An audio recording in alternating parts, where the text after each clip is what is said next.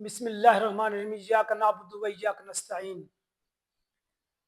School age میں ہم نے ایک سبق پڑھا تھا، دا بیوٹیفل سٹی۔ اب اس سبق میں ہوتا کیا ہے کہ تین ممالک کے بادشاہ یا تین شہروں کے بادشاہ اکٹھے ہو جاتے ہیں اور ایک مقابلہ کنڈکٹ کرتے ہیں کہ دیکھتے ہیں کہ ایک سال میں ہم میں سے کون سب سے اچھا شہر بناتا ہے یا کون اپنے شہر کی سب سے اچھی ترقی کرتا ہے۔ اب جی یہ فیصلہ کر کے تینوں بادشاہ اپنے اپنے راستوں پہ چلے جاتے ہیں اور مقابلے کی تیاری شروع ہو جاتی ہے۔ ان میں سے پہلے نمبر والا بادشاہ کیا کرتا ہے کہ اپنے شہر کی سڑکیں بناتا ہے بہت اچھے طریقے سے اور بہت اچھے اچھے باغات بناتا ہے تاکہ جی میرا ملک سب سے نمایاں نظر آئے، میرا شہر سب سے زیادہ خوبصورت نظر آئے۔ اب اس کے بعد آتی ہے باری دوسرے بادشاہ کی، تو وہ جناب کیا کرتا ہے کہ بڑے بڑے محلات تعمیر کرتا ہے، اپنے قلعے بہت اچھا اچھا عالیشان بناتا ہے تاکہ میرے ملک کے قلعے اور میرے یہ مکانات سب سے اچھے نظر آئیں۔ اب باری اس کے بعد آ جاتی ہے تیسرے بادشاہ کی، وہ نہ تو اچھے قلعے بناتا ہے، نہ اچھے باغات بناتا ہے، نہ اچھے سڑکیں بناتا ہے، صرف ایک کام کرتا ہے کہ اپنے ملک کی عوام کو خوشحال کرتا ہے، ان کے لیے روزگار کے ذریعے پیدا کرتا ہے اور انہیں اس لیول پہ لے جاتا ہے کہ جہاں خوشحالی اس ملک میں بہت زیادہ ہو جاتی ہے۔ ایک سال کے بعد پھر تینوں اکٹھے ہوتے ہیں اور ایک متفقہ طور پر جج مقرر کرتے ہیں اور جج کو ٹاسک دیا جاتا ہے کہ آپ جائیں اور 1 مہینے تک تینوں شہروں کا وزٹ کریں اور ہمیں رپورٹ پیش کریں کہ کون سا شہر نمبر 1 ہے۔ اب جی وہ گھوڑے پہ سوار ہوتا ہے، جج صاحب پر چلا جاتا ہے، 1 مہینے کے بعد رپورٹ پیش کرتا ہے اور ان سب کی فردن فردن رپورٹ بتاتا ہے اور جی کہتا ہے کہ جس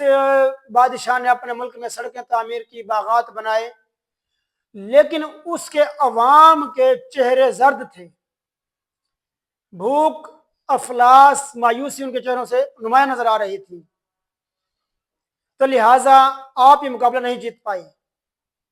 اس کے بعد وہ رپورٹ پیش کرتا دوسرے بادشاہ کو کہ جی آپ نے واقعی عالیشان قلعے تعمیر کیے، آپ نے عالیشان محلات تعمیر کیے، لیکن آپ کے عوام ان قلعوں اور مکانات کو تعمیر کرتے کرتے بھوک اور افلاس کا شکار ہو گئی، لہٰذا آپ بھی اس مقابلے کو ون نہیں کر سکے۔ اور جو تیسرے نمبر والے بادشاہ تھے انہوں نے اپنے عوام کے بہبود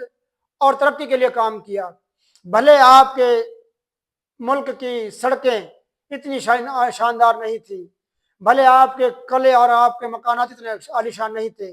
لیکن آپ کے عوام کے چہروں پر خوبصورتی تھی، خوشی تھی، چمک تھی اور ان میں یہ احساس تھا کہ وہ محروم نہیں ہیں، احساس محرومی ان میں نہیں تھا۔ تو اس لیے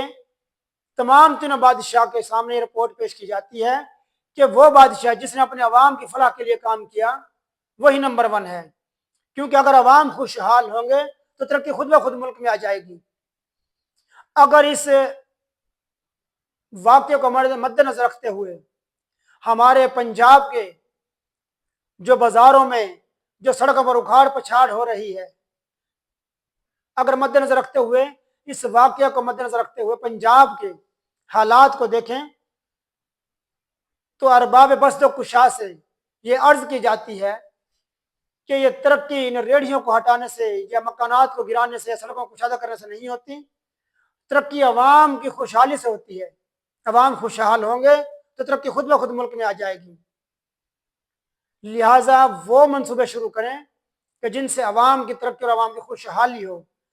نہ کہ عوام کی ریڑھیاں ہٹا دی جائیں، نہ عوام کے بازارات کو کشادہ کرنے کے لیے ان کے تھڑے توڑ دیے جائیں۔ یہ بھی اپنی جگہ پہ ایک احسن اقدام ہے کہ ملک کے صوبے کے بازار خوبصورت ہوں، لیکن بازاروں میں جانے کے لیے عوام کے پاس پیسے بھی ضروری ہے۔ پیسہ جب آئے گا کہ جب ان کے لیے روزگار کے مواقع پیدا ہوں گے، تو لہٰذا ایسی اسکیمیں، ایسے منصوبے شروع کیے جائیں تاکہ عوام خوشحال ہوں، اور عوام خوشحال ہوں گے تو ترقی خود بخود ممکن ہوگی۔